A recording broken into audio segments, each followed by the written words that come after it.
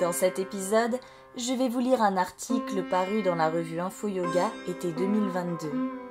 Il a été rédigé par Christophe Lanier et s'intitule « Du yoga bien-être au yoga bien-être, en passant par le yoga bien-être ». Christophe y pose ces deux questions.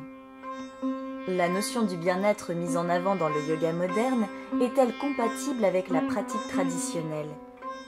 Et si oui, comment l'intégrer sans trahir l'esprit du yoga ?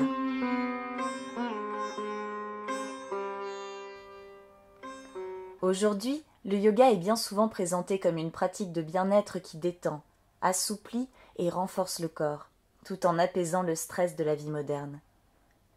Or, les textes traditionnels sont unanimes pour présenter le yoga comme une véritable voie spirituelle, un pur chemin d'éveil et de réalisation. Un tel décalage entre ces deux perspectives pose question.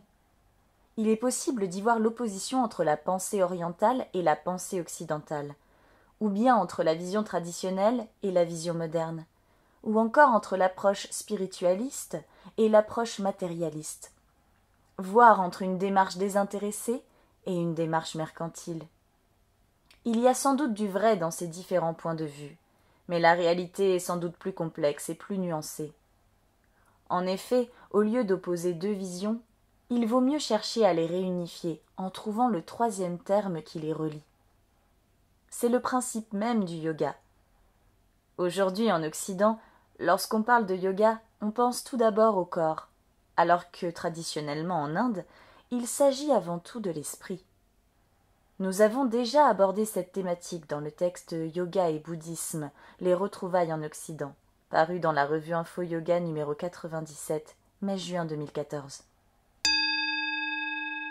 Si le corps est autant mis en avant dans le yoga moderne, c'est sans doute qu'il y avait un grand besoin de renouer avec celui-ci dans le contexte judéo-chrétien du XXe siècle, où le corps était quelque peu ignoré lorsqu'il n'était pas diabolisé. Dans son ouvrage « Yoga, une histoire monde », paru en 2019, Marie Koch introduit un questionnement important. Le yoga qui est pratiqué aujourd'hui en Occident est-il traditionnel ? À travers son enquête, elle montre bien l'influence du sport et donc de la pensée occidentale moderne sur les styles de yoga qui sont apparus en Inde au siècle dernier et se sont beaucoup diffusés en Occident. À ce titre, on pourrait qualifier ces approches qui mettent l'accent sur le corps et donc sur la posture, ou sur l'enchaînement, de postures semi-traditionnelles. Mais le hatha yoga traditionnel, qui est à l'origine de la plupart des yogas modernes, s'appuie sur le corps pour le dépasser, et non pour le valoriser dans un esprit récréatif ou compétitif. Il ne peut donc pas être réduit à une gymnastique, à un sport, à une pratique de bien-être ou à une thérapie, ce qui est souvent le cas aujourd'hui.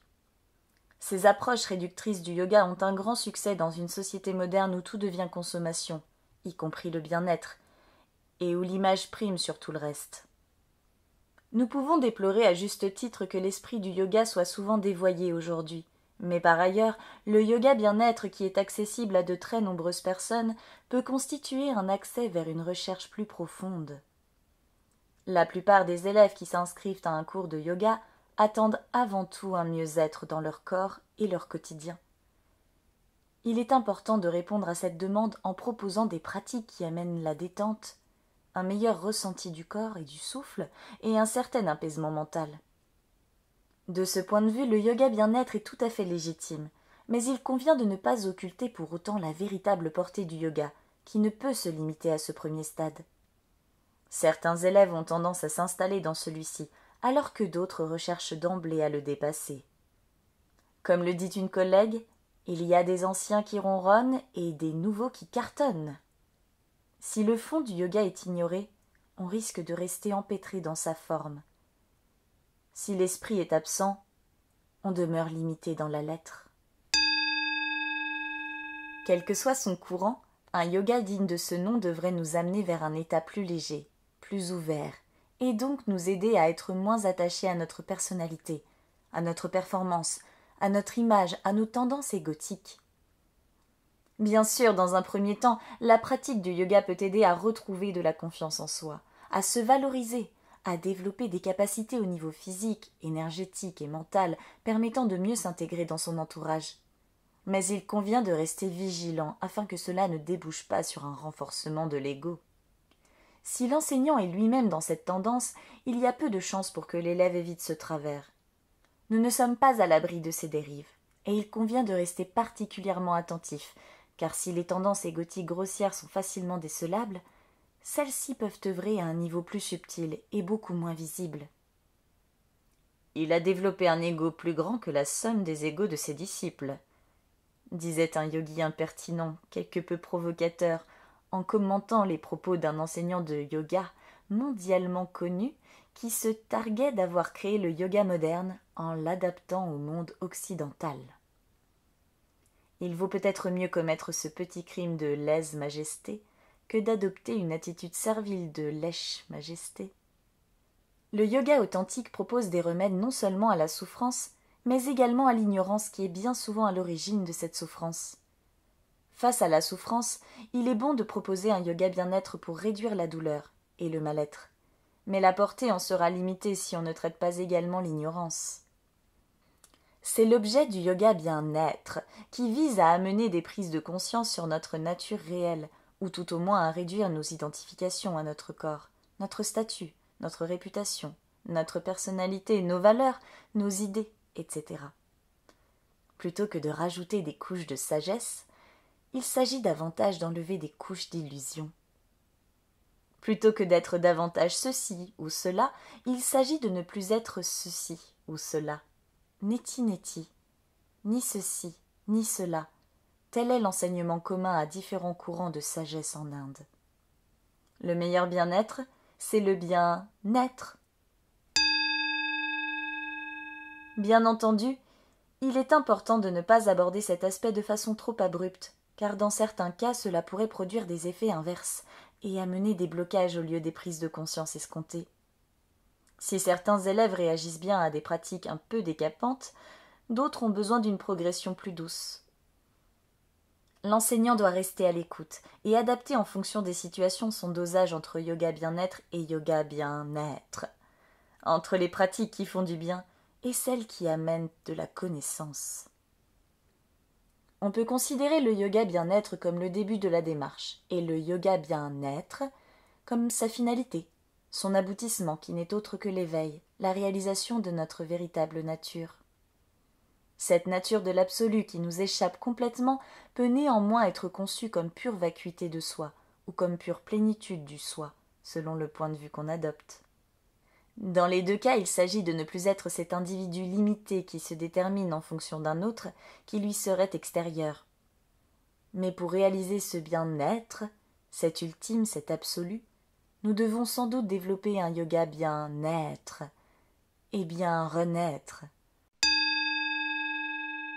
Naître au nouveau jour en se réveillant et mourir à la nouvelle nuit en s'endormant. Naître à l'inspiration et mourir à l'expiration. Pour naître à chaque instant, il faut accepter de mourir à l'instant précédent. Pour vivre, il faut accepter de mourir, mais nous devons trouver le yoga qui nous permet d'intégrer cette réalité. Le yoga bien-être est celui qui nous permet de naître, mourir et renaître, d'entrer dans le dynamisme de la vie avec ses cycles d'apparition et de disparition, de déploiement et de résorption. C'est celui qui nous permet de ne pas rester figé dans une structure rigide, en naissant à de nouveaux états de conscience, de nouvelles perspectives, de nouvelles dimensions. Accepter de naître, c'est accepter de naître. Accepter de mourir, c'est accepter de se mettre à nu, de se défaire de ses oripeaux, de lâcher ses habitudes, ses certitudes. En définitive, les enseignants avisés sont ceux qui parviennent à intégrer ces trois aspects. Le yoga bien-être, qui met l'accent sur la bienveillance, le yoga bien-être, qui met l'accent sur la connaissance, et le yoga bien-être, qui doit composer habilement entre ces deux pôles. En résumé, accepter de dépasser un petit bien-être pour bien-être un plus grand bien-être. Tel est le lot des voyageurs immobiles qui empruntent la voie du yoga sans craindre les paradoxes. Merci d'avoir écouté cet épisode. Retrouvez-le et tous les autres épisodes de ce podcast sur la chaîne YouTube de l'école de yoga Horizon. Namasté.